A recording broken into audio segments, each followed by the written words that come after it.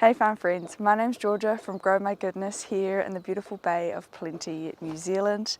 It's mid-autumn here, so I thought we could take a little look around the market garden, and I want to chat to you guys about the challenges that I've faced over the past 6 months, how I'm working to overcome them, and some challenges that I am facing today. So let's go.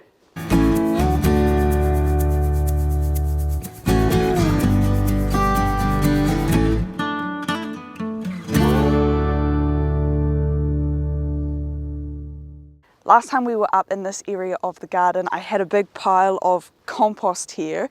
I've shifted all of that compost onto the garden and created 5 new beds here, and these have all been planted not too long ago, a few weeks ago.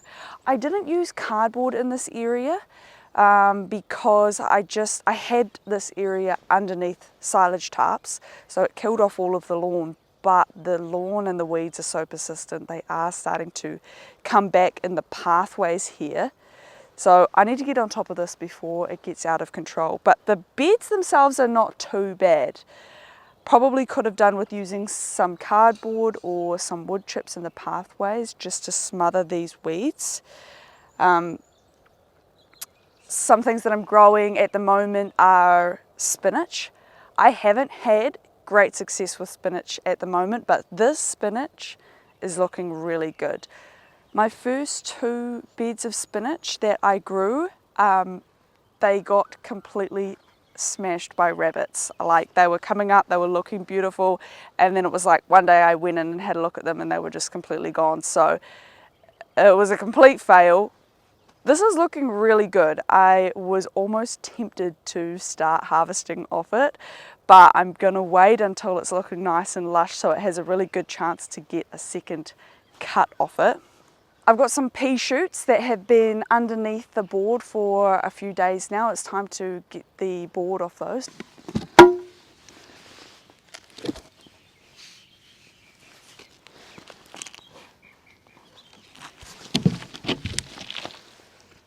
Yeah, he's been back. I think it's probably either a mouse or a rat that has started coming and having a bit of a feast on my peas just during this germination phase of their growing. This actually isn't too bad. Last time it was much worse, but you can just see this tunnel here. He's just coming in, digging under here, getting in here, and then having a little feast on the peas. It's not devastating. Last time it was worse, and you can see it here. I'm not actually sure what the solution is. You can see his tunnel from here from the last lot.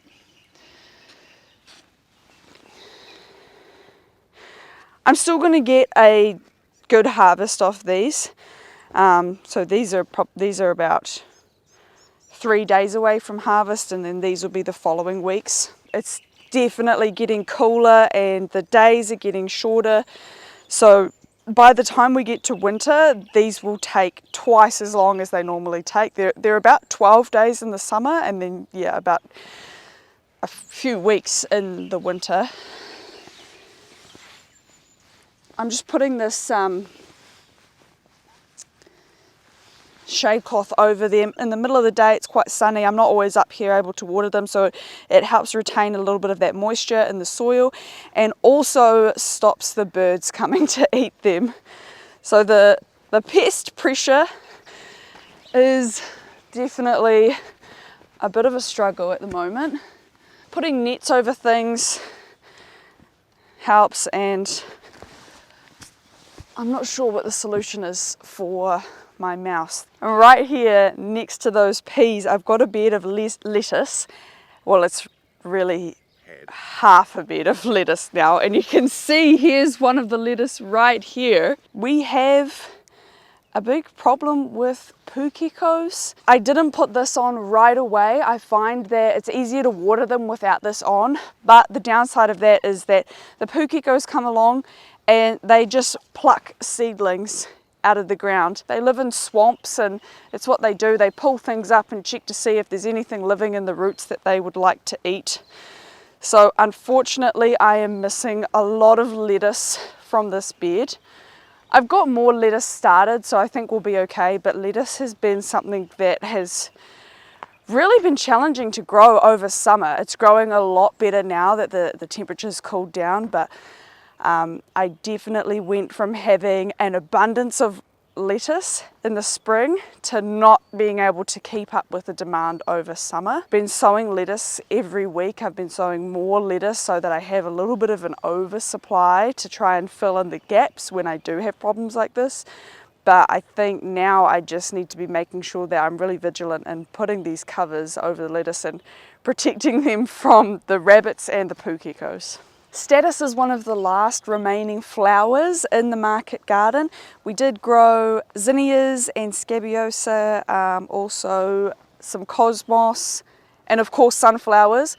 And that's all come out now. The statice is the last thing to be taken out. That'll probably be taken out, if not today, sometime this week.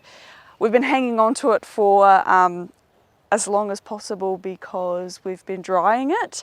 It's actually still producing, but I really need to get all of the beds turned into veggies for winter production because we are going to be approaching a period of time where I won't be able to be planting as much. I've been trying to grow spring onions for a long time and have had little success. This has been my most successful crop. These are purpulette onions, so they grow a very small purple bulb. They can be used just like spring onions, and it's quite nice to have something different. A lot of people commented on them over the weekend at the market that they were really pretty and actually weren't even sure what they were. Now's a really good time for us to be sowing onions, and I think these are a winner for me, but it's been a lot of trial and error, and I'm actually not sure even why they weren't working, but these are working, so I got to keep doing whatever I'm doing here. We use Mizuna in our salad mix and it's going great. I really am enjoying growing this green Mizuna. It hasn't had a lot of pressure. It's growing really well, so this is a winner for me. Just a bit of lettuce, rocket. I've just cut this a few days ago. We took it to the market on the weekend. Rocket is selling really well. It's been something that I've actually struggled to grow a little bit. I'm not sure whether it's maybe disease or pest pressure, but the leaves end up looking a little bit damaged, and it's hard for me to get past having a product that is imperfect. But the feedback that I get on the rocket is that it's amazing. People really love it. So the rocket's working really well for us, and the coriander as well. I grow the coriander quite densely, and I use the Quick Cuts Greens harvester to cut the coriander. I put it in the greens bubbler and I wash and dry and spin it much like I do all of the other salad mixes. I did initially do it in bunches, so I would pull the whole plant out, kind of clean it off, bunch a few together, put a band around it, and taking it to the market like that, it was great because people could see the product really easily. They could smell it as well, but by the end of the market it was really floppy. It didn't look good. It just didn't last as well as cutting it and putting it in the bag. The feedback that I have had from my customers and also just from using it myself is that it lasts weeks like that.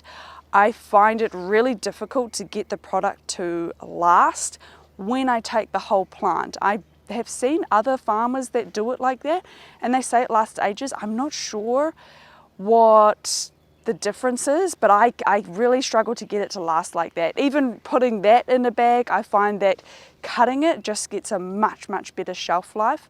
It's also really easy and convenient for people to use. They just pull a little bit out of the bag and pop it straight into their food.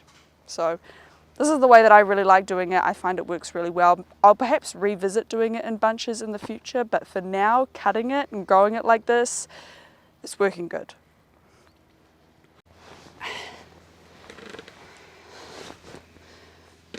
Take a seat in one of my mini hammocks. That's enough.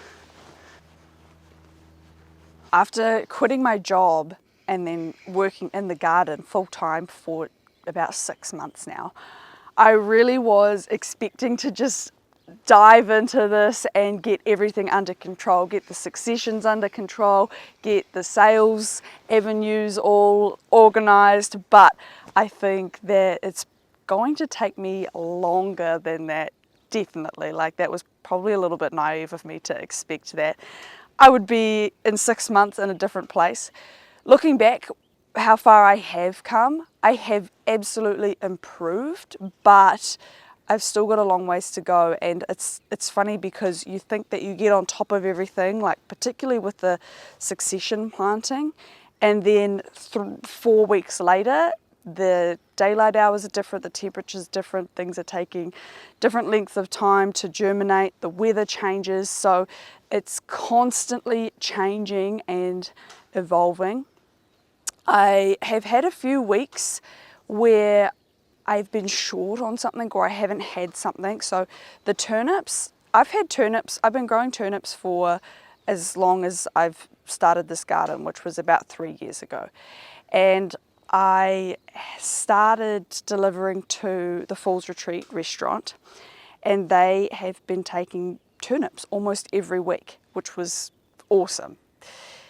And then suddenly I had no turnips and I had none coming on, and it was like, what happened, you know? And I missed obviously a critical date of planting there, because you get busy and all of a sudden the gardens are full and it's the middle of summer, so you're harvesting every week, but missing that next planting, you don't notice or feel the consequence of that until 2-3 months later. So I've been really working on trying to plant every week, every 2 weeks, but you quickly fill up the beds doing that. At the moment, I've only got about 3 or 4 beds available to flip. There'll be a couple more this week, but by the end of the week, they will all be planted. So every week, it's filling the beds and having everything planted.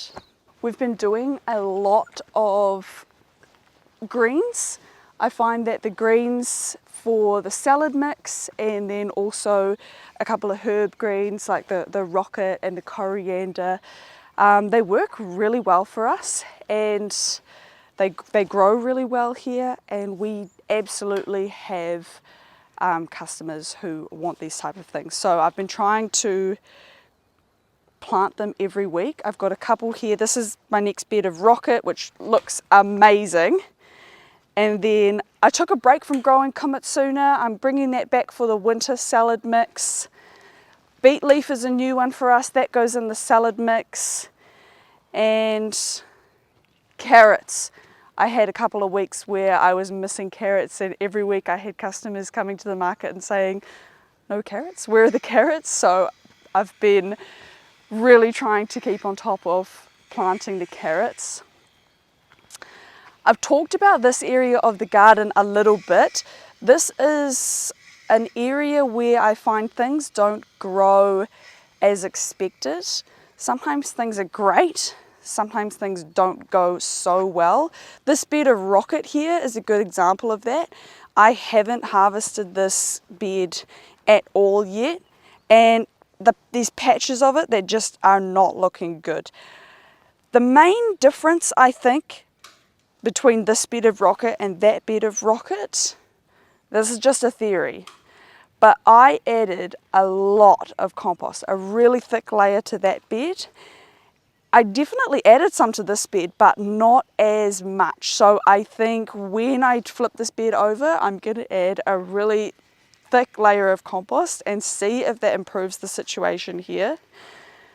Because I've got carrots here, which, as you can see, there's quite a bit more depth of compost on this bed, and it looks pretty good. There's just a little patch down there, but it's just one of those things that's going to take time. We converted this land from lawn, and it's one of those things that's just going to take a long time to bring back the really healthy soil, the fertility, so that we can grow really healthy crops. We've been working on the infrastructure on the farm quite a bit over the past few months, and speaking of compost, I finally have built a permanent structure for the compost. We get it delivered on a truck. It's a small truck. It brings about 8 cubes of compost and it backs it in to here. So for me, the location was really important. I wanted it to be central. This is kind of right in the middle, so I'm not having to shift compost too far, and it's contained. We've got an on weed mat, so hopefully it won't get weeds in it, and it won't spill out onto the edges. The lawnmower can come along and keep on top of the grass on the outside here. So this is really good. I actually want to build a second one exactly the same, just in between those next 2 trees over there, so that I can get my next load of compost in ahead of time, so that it can sit for even longer here on the farm before I need to use it. Also, a lot of that compost has been going into our tunnel house, because we've been flipping these beds into their winter crops, and just yesterday I got the ends put on. It's a really simple solution to closing in the ends. It's just plastic. It's got a pole at the bottom and this winder.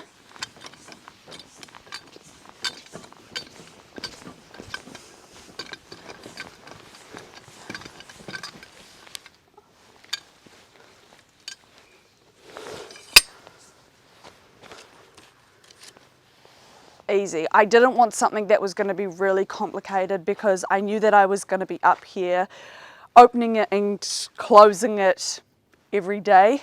Unless it's really cool, then we can probably leave them closed. But there was 2 main reasons why I needed the ends closed in. The first reason was I wanted the space to be enclosed from pests. I had rabbits in here. This is where my 2 beds of spinach were. That completely failed. I didn't get any harvest from them because the rabbits ate them.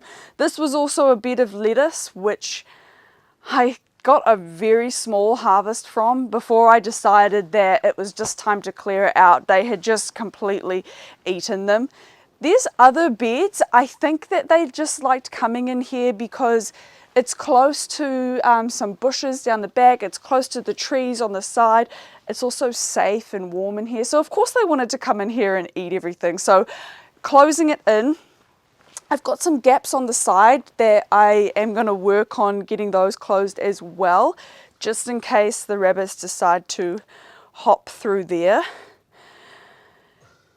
And then the other reason, of course, is to try and keep it warm in here. It's actually not too bad. I was expecting it to be, well, it is still early, but it's nice and warm in here, given how cold it was last night. Do you know what the temperature was last night?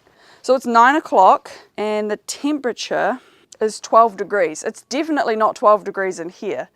It's pretty warm in here. I need to get a temperature thermometer in here so I can keep an eye on it, but it's good. I'm happy with it. I managed to get the cover on this bed of lettuce before any of the animals tried to get to it. I've got coriander growing in here, mizuna. This is my next bed of spinach.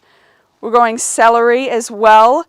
I haven't managed to grow celery successfully at all yet. I have grown it once before. It did not work out. It got diseased and eaten and just stunted in its growth. This is starting to grow really nicely, so I'm feeling good about this celery. That'll be really, really good for winter. I haven't planted this bed yet. Probably going to put lettuce in there, and I've got some turnips. Of course, I installed some drip irrigation in here. It was surprisingly not too hard. I had thought that it was going to be one of those things that was just like really hard and I would need a lot of help with, but actually I managed to design this system and put it together all myself, and I'd never done it before. So we have a really We're fortunate that we have a really great irrigation store in town. So I looked online and I kind of mocked up my design. I went down there and the staff are really helpful. We put everything together and it's working really well. The one thing that is quite difficult to find information on is the timer settings. So it's a really simple Bluetooth timer. You can program it any which way you want, but I've found that it's really difficult to know what setting to use because everybody says something different. So that's a little bit of trial and error. I think at the moment I have it go twice a day for about 45 minutes, but that will probably change over winter. That's what I've had going over summer. It's been working well. And I also have a sumi soaker in here because every now and then I do like to give it a proper water and really flush it out. The drip tape works good, but it very much only waters right where the tape is. So sometimes it's really nice just to give it a nice flush of water. I've got this weed mat here because we had to, install weed mat all around the outside of the tunnel just to try and make it really low maintenance.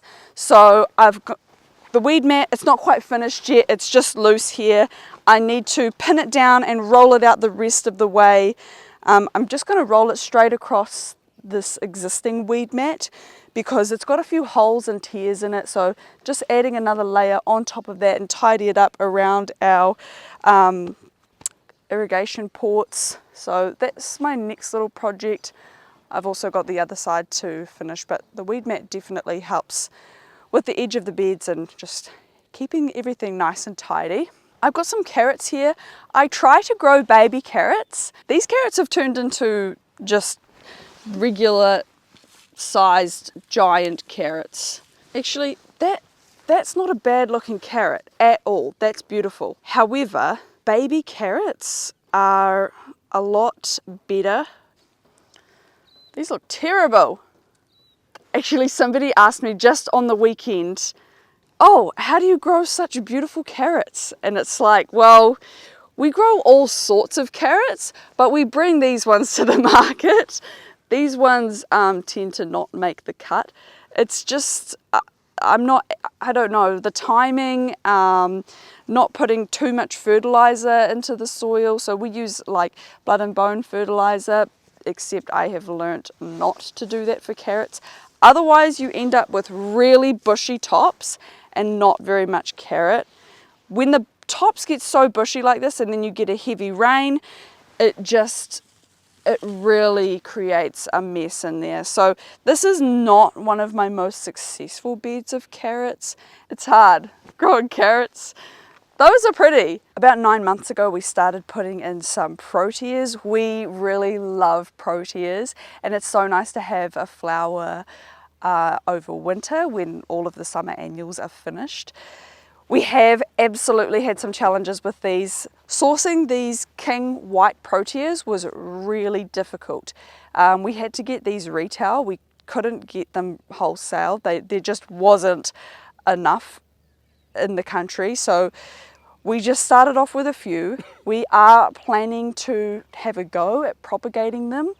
Some of them have unfortunately died. Some of them are looking amazing. These ones are going to have their first flowers on them as well. Others are really struggling. So there's a couple of holes here because some of them just died. I would say this one is not looking too healthy. No, he's going to die. Yeah. And I don't know what the problem is. Yeah, I don't know. But these ones are looking pretty good. So those are the white ones, and then this is just a mix of coloured ones, a lot of pinks, a few whites, and they are starting to bud up and form some flowers as well. It's interesting that these ones, none of these ones have died, only the white ones, eh? So the glass house, there's a lot of things that are working well. I think that the temperature in here is pretty good. The new irrigation system that we got in here was very good. I had a few little teething issues with it, had a few things leak, and trying to get the timer situation done right. Also, I'm having to rinse these, but that's because I didn't have the filter installed properly. Now that I've got the humidity and the watering in here working really well, my bench system urgently needs addressing. It does not work very well having the seed trays sitting on the wood because we've got this situation here with all of this kind of slime happening. It's something that I knew I would always, this was just supposed to be a temporary solution, having the seed trays sitting on these bits of wood, but it was a very long temporary solution. Fortunately, I am working on the nursery tables right now. Well, not me, but my uncle, who is happy to come along and just take over the construction jobs that I can't do myself. So come and have a look at the new nursery tables that should be going in this week. That one's finished. Should we install it? Yeah, we could do.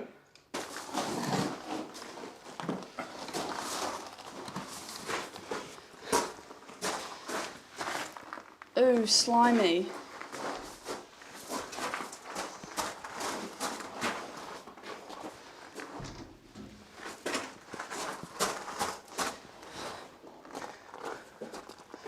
Yeah, you're going to put the end on.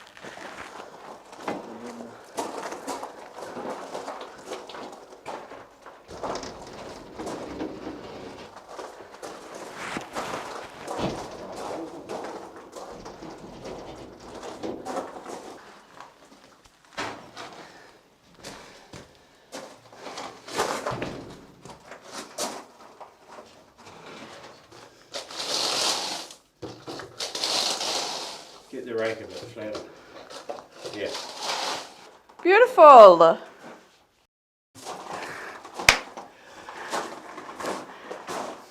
This is 100 times better. So we went with wire on the top. There's so many different options for nursery tables. For us, we wanted to do it in the most affordable way. It's a galvanized steel wire on the top. So this, the point of this is that the plants, you can see this lettuce tray here, it's about ready to plant out, but the roots come out the bottom, and instead of sitting in that muck on the wood, now they're going to be able to air prune. So we're going to get much healthier seedlings to go out into the field. They're not going to be overwatered because the water is going to be able to drain from the tray a lot more efficiently with airflow in the bottom. And this height is the optimum height from these sprinklers that we had already set up. So I don't do work in here, so I'm not worried that I'm not going to be having to use these tables like workbenches. I do my propagating in the shed, and then they just sit in here until they're ready to go out into the field. So this is hopefully going to be much, much better than the planks of wood. I know it is. Anyway, that is going to be all for this video today, guys. Thank you so much for watching. Don't forget to like this video and subscribe to my channel if you want to see more videos. I will see you in the next one. Bye.